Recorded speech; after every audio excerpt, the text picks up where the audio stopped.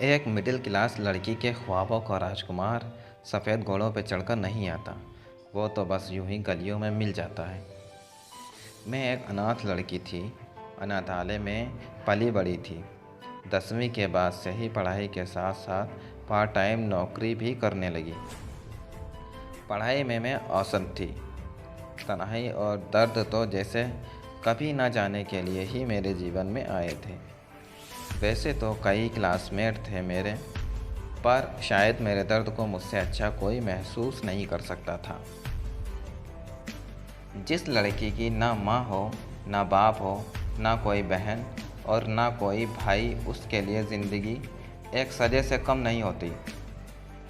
ना तो रोने के लिए कोई कंधा, ना परेशानी हल करने के लिए कोई किसी का साथ, उलझ कर रह गई थी।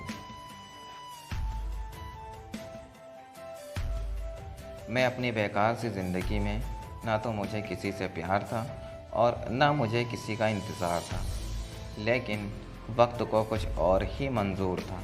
मैं 18 साल की हो चुकी थी। आगे की पढ़ाई करने मुझे दूसरे शहर जाना पड़ा और साथ ही मैं पार्ट टाइम जॉब भी करने लगी। सप्ताह के 6 दिन क्लासेस और ऑफिस में बीत जाते थे और संडे थोड़ा आराम करके ख़त्म हो जाता था। खुद के लिए तो समय ही नहीं मिलता था। मुझे कुछ पैसे सेविंग में चले जाते थे और बाकी के पैसे ज़रूरत के सामान खरीदने और कमरे का किराया देने में ख़त्म हो जाते थे। तभी एक दिन में ज़िंदगी ने एक नई मोड़ ली। मेरे घर के बगल में रहने एक नया पड़ोसी आया। वैसे तो मैंने पहले उसे नोटिस नहीं किया, लेकिन धीरे धीरे मैं उसे नोटिस करने लगी। मेरे घर से बाहर जाते वक्त और वापस घर आते वक्त समय वो अक्सर छत पर टहलता हुआ मिल जाता था। उस दिन हमने एक दूसरे से पहली बार बात की। धीरे धीरे बातों का सिलसिला शुरू हो गया। उसने बड़ी ही चालाकी के साथ मुझसे मेरा फ़ोन नंबर मांगा और फिर मुझसे फ़ोन पर बात करने की परमिशन मांगी। अब हम दोनों अक्सर रात रात भर बातें करने लगे। वो पढ़ाई में भी मेरी मदद करने लगा। जब मैंने पहली बार उसे आई लव यू कहा तो उसका चेहरा देखने लायक था। शायद वो नर्वस भी था और खुश भी। उसने मुझे महंगे महंगे गिफ्ट ला कर दिए। हमने प्यार में साथ साथ जीने मरने की कस्में खाईं। मैं बहुत खुश थी कि मेरी तन्हाई को दूर करने वाला और मेरा ख्याल रखने वाला कोई मुझे मिल गया था।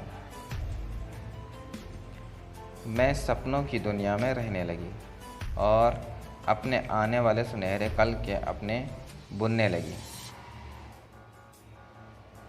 वक्त बीतने लगा। देखते देखते 3 महीने गुजर गए। अब उसने बाइक ले ली। हम दोनों बाइक पर घूमने जाने लगे।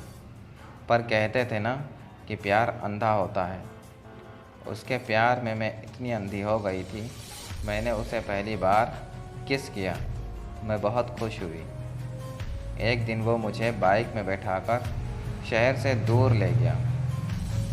वो मुझे ज़बरदस्ती एक होटल में ले गया।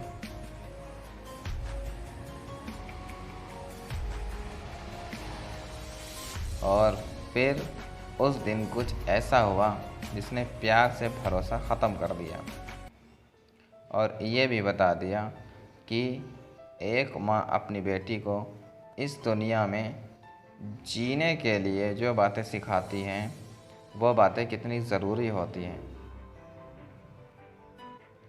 उस मुझे माँ बाप की कमी बहुत महसूस हुई। उस बेवफा लड़के ने मेरा बलात्कार किया और फिर मुझे अपने दोस्तों के सामने परोस दिया। कुछ घंटों ने मेरा जीवन बर्बाद कर दिया। उन सब ने अपने हवस की प्यास बुझाई और मैं बेबस बनकर सब कुछ सहती रही।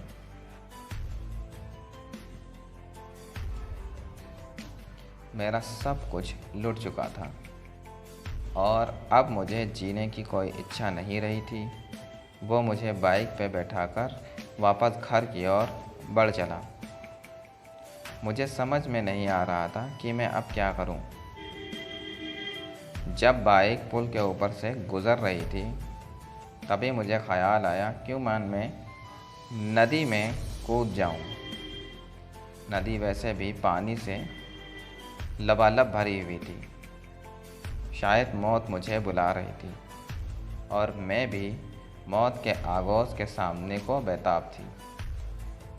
मैंने उसे बाइक थोड़ा धीरे चलाने को कहा और बाइक के धीमे होते ही नदी में कूद गई। कुछ मिनटों के संघर्ष के बाद मुझे इस ज़िंदगी से छुटकारा मिल गया।